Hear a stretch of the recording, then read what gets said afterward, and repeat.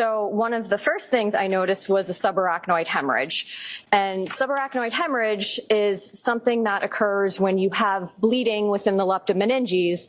The leptomeninges are a very thin membrane that encase the brain and the spinal cord, and there should not be blood freely floating within the leptomeninges. The subarachnoid hemorrhage was on the frontal poles, which is essentially right here in the front of the brain. So the frontal lobes obviously sit in the front, and then the poles are the very frontmost portion of the brain. So it was on the frontal poles. It was also on the left temporal pole. So the temporal region is right here in the temporal region, and because of the way that the temporal lobe is shaped, it kind of has a little loop right in the front, so it has a pole as well. So it was on the left temporal pole, and then it was also in the left lateral fissure. So you have a frontal pole here, you have the temporal lobe right here, and then the lateral fissure goes kind of in between the temporal and the frontal lobes. So you have the hemorrhage here, and then hemorrhage right there. So it's kind of all concentrated almost in one area. But then there was also hemorrhage of the posterior surface of the right temporal as well, so on this side.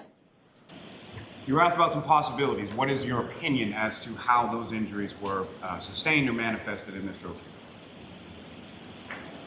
I don't know how they came to be. I described them, and I stated previously that they are consistent with a fall to the back of the head. Seems to me like these two doctors don't agree with each other. The brain doctor has reported to the jury that all of the damage is focused around the left temple and to a lesser degree the right temple. She barely mentions the rear of the brain, other than to note it's been swollen and pushed down into the spinal column. And as far as experts go, I think she's actually the more qualified. The ME disagrees, but we also know by now that she was pressured to disagree. I think the main thing to note is that if the ME is correct, and the coup impact is to the back of the head, and the forces are around 77,000 pounds of pressure, which is the number AJ was getting to when he questioned Trooper Paul, the high-density white matter should have sheared from the lower-density grey matter, breaking the axon connections. This is the most common type of brain injury associated with a car accident, for example. But the ME did not go into any detail as to whether this type of damage was noted or not. Now, I want to turn to two different lawyers from opposite sides of the spectrum, one who deals primarily with accidents, and the other who is an amateur boxer with personal experience in being punched in the face and other injuries associated with boxing. The question is, do they agree with each other? So this is how it all goes. It's really super interesting. Just by background, that's the majority of my career. I've been an attorney for 31 years. I've tried cases in 43 states. Been national counsel for a company that had the largest EMS company in the nation and the largest employer of emergency physicians.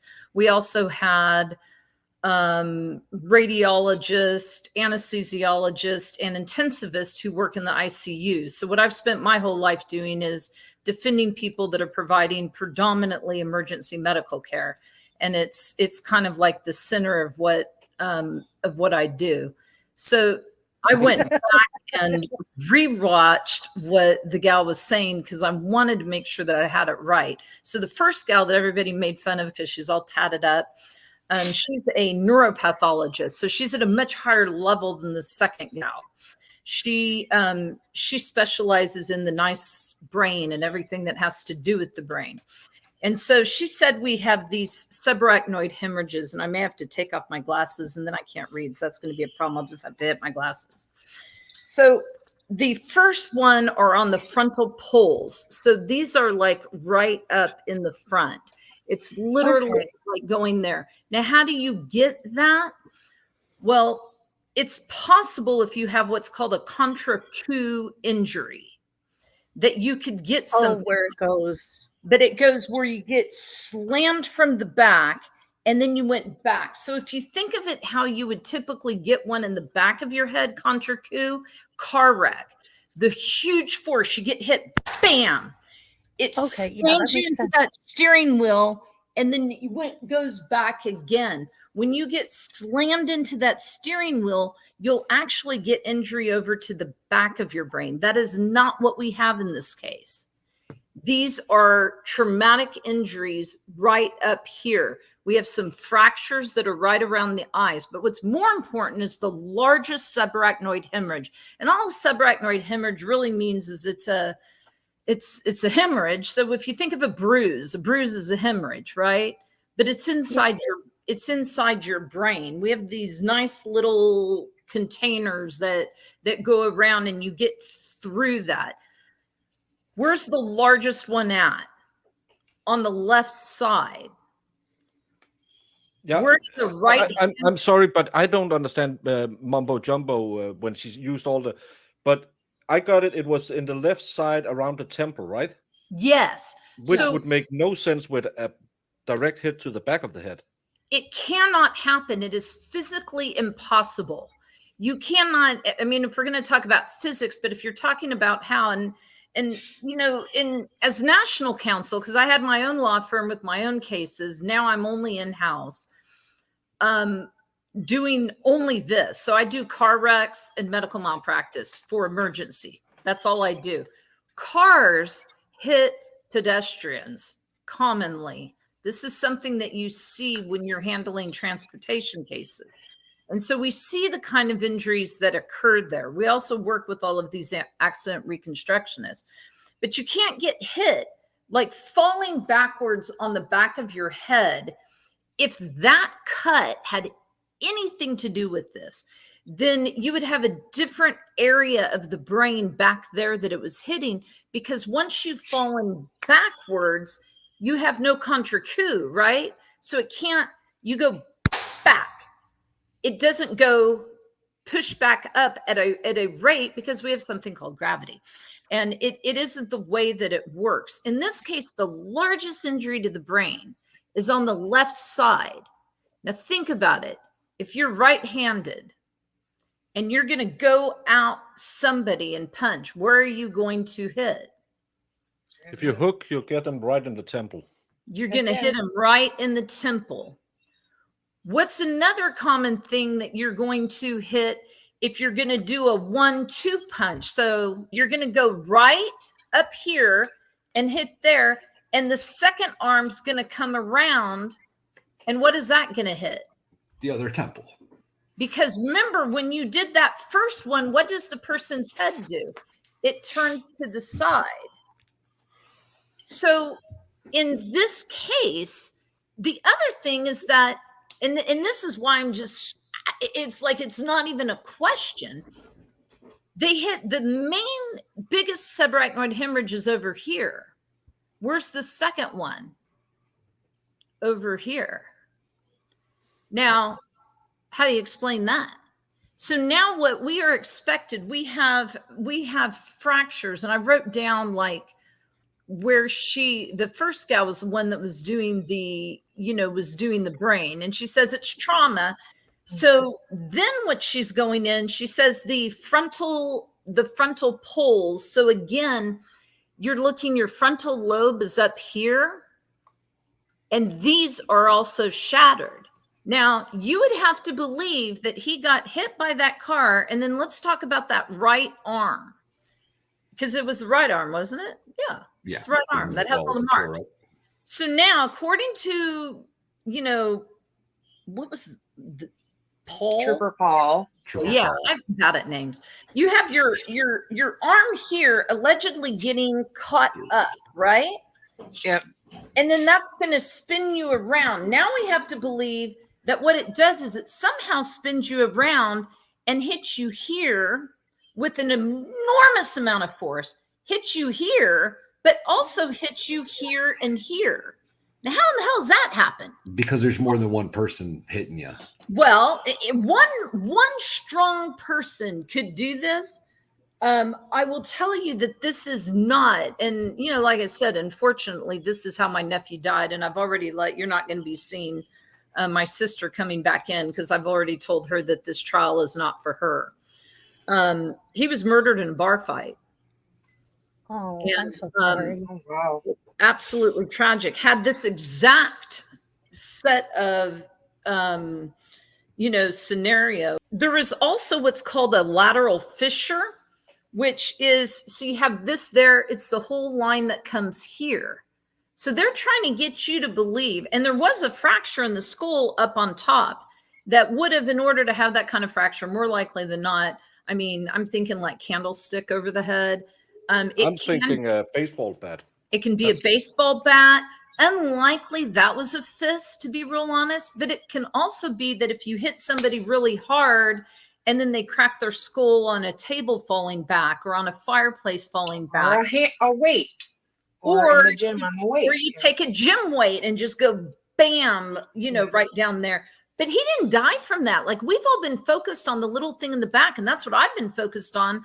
I knew that there were puffy eyes, but there were some other reason. As a matter of fact, she even said that there were so many traumatic injuries with different areas that had been traumatized that she didn't bother to write them down. And this is huge because she even testified. Yeah. She didn't. This is where people didn't know how to cross-examine her and have her explain.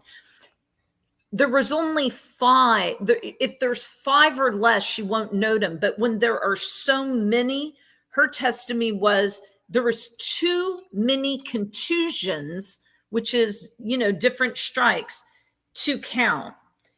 If it's more than, it was way more than 5, so it could not be counted. They, there's no other way of saying it. There's just a whole bunch of strikes to the head. So there you go. I don't like to stream. I don't stream very often, Okay. but this was driving me crazy because it's so easy to describe when you think of fighting. I mean, this is people boom, boom, and then a big right hook and a counter and then a counter undercut. The bruising on the hands as a point to get IV access? No, he was in asystole the whole time. His heart wasn't beating. You already said, if the heart isn't pumping, those processes aren't happening. You're not getting the swelling and so forth. And that's how we can tell the difference between what's happening with the hypothermia and these brain processes. The fact that he was still alive while these things are going on is because there was bleeding happening. That's how you know. So you don't get a guy with no heartbeat get a bruise from trying to stick an IV in him. Don't buy that. How are we explaining this cut over his eyelid? How are we explaining the cut over his eyelid? Okay, a nearly 1 centimeter cut, maybe from her standpoint, that's a small cut. From a boxing standpoint, that's a pretty large cut. That's a big one. Right on your eye. It's bleeding right in your eye. You have a hard time seeing. That's a cut. That's a cut that can stop a fight depending on where the location is. But she had it like right in the center of his eyelid like that. If they can't get that thing under control, yeah, that can stop the fight. That's a fairly big one. Never seen that in a fight?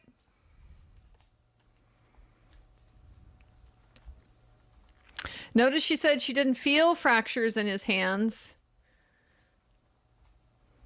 Are you going to see hairline fractures?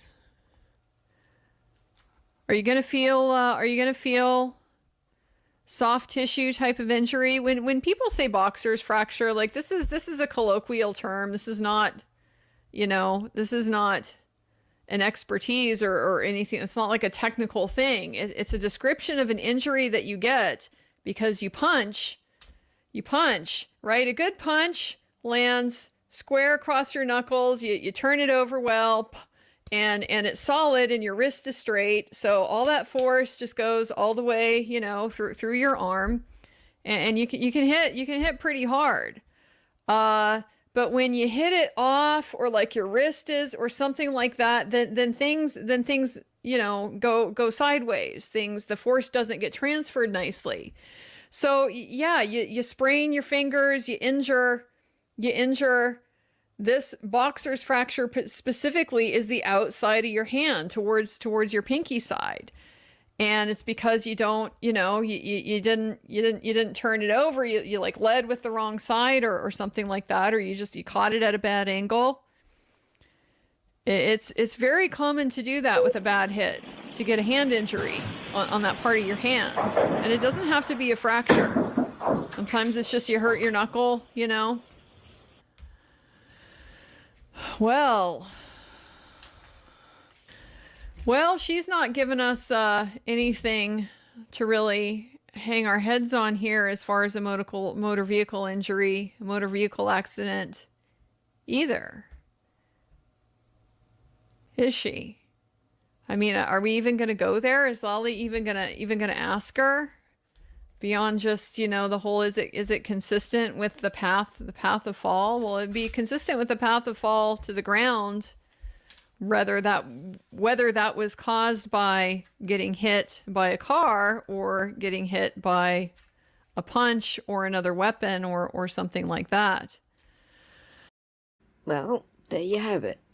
We have a brain expert, a lawyer who would normally side with the ME, and an appellate lawyer with quite a bit of experience regarding boxing, all pretty much on the same page. And then we have the ME, who we know was proctored. I'll let you guys decide what to make of all of that. But there's a whole stack of other questions that we all had, which were never answered by the ME. I wonder why. Anyway, like Andrea, we have questions. Oh man, guys, the BAC is high, and this is hours later, guys. Remember the retrograde extrapolation? You remember how that worked? Good for the goose, good for the gander. Yeah, this is after it's been processing out of his body at, you know, 7 something a.m. when they took that sample. We don't know when his last time of his drink was. If it's the Commonwealth's theory, it's 12:15, something like that. So 7 hours before, 7 hours to go down, and this is what it is. If it's not the Commonwealth theory, if he went in the house and was drinking inside the house, as an aside, am I the only one who's a little bit skeptical of Brian Higgins's claim that they don't have any whiskey in that house? This is a White Claw and light beer only house. I'm a little skeptical, a little bit skeptical of that. But that aside, if he'd been inside drinking in the house, could be a lot later, and so, you know, the peak alcohol level wouldn't have to be so high to be at this point then at 7 something in the morning. But it's still, this is pretty high. This is pretty high for like most non-chronic drinker people. This is going to be severely incapacitating. You are going to show this level of alcohol consumption very badly. If you have high tolerance, you may not show it as much. If you, regularly drink a lot, you may not show it. And so I'm kind of feeling like I might have a little bit more of a feel for some of these problems here with the relationship, the drinking in Aruba and stuff like that. So much of this has been projection. We're putting this on Karen, right? Karen is, chronic alcoholic or whatever. John was the one who is drinking at the bar and ditches her with the kids. John is the one with the really, really, really high BAC here. just kind of have a little bit of insight into maybe who had the alcohol problem and how, yeah, that can drive people's behavior in a relationship and some of those toxic patterns. Not great. Not great. I did want to know about the role of the alcohol. How would that, if anything, how would that contribute to these processes? So we know, okay, you can get hypothermia faster, is what it sounds like, because the alcohol will inhibit your ability to maintain heat, so you'll get cold faster. Getting cold faster, does that fit with our time frame or not? And he had, according to the Commonwealth, a lot of time to be out there getting cold. A lot of time to be out there getting cold. I'm just really concerned about the defense's ability to address some of these outstanding questions if they don't bring it up on cross with her, because we're really counting on being able to get in a lot of this stuff through the biomechanical expert that Judge Bev has already said it's medical stuff. Not going to let them opine about injury causation. That's medical stuff. Well, so is, injury process and disease process and stuff like that. That's medical stuff. Are they going to be able to talk about things like how fast would you get frostbite at whatever given temperature in whatever, given conditions?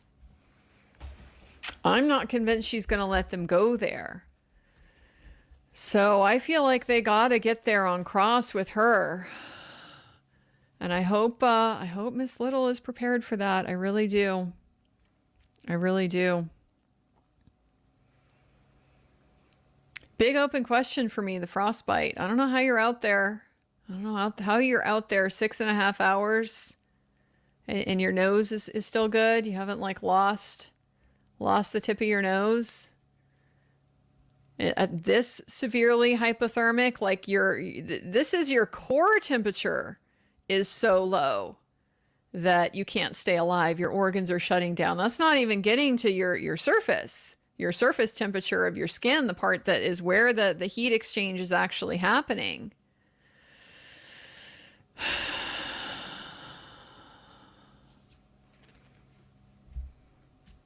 I would like to know more about that. It got very confusing with this whole constriction and dilation conversation that Lally took us into, because of course, as a matter of common sense, we know you're not getting frostbite because more blood is going to that area. The whole point is that the area is dying because it doesn't have blood flow. It's too cold.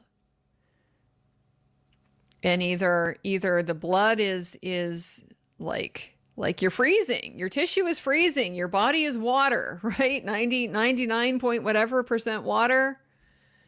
And when water freezes, it expands. Then what does it do? It breaks cell walls, kills off tissue.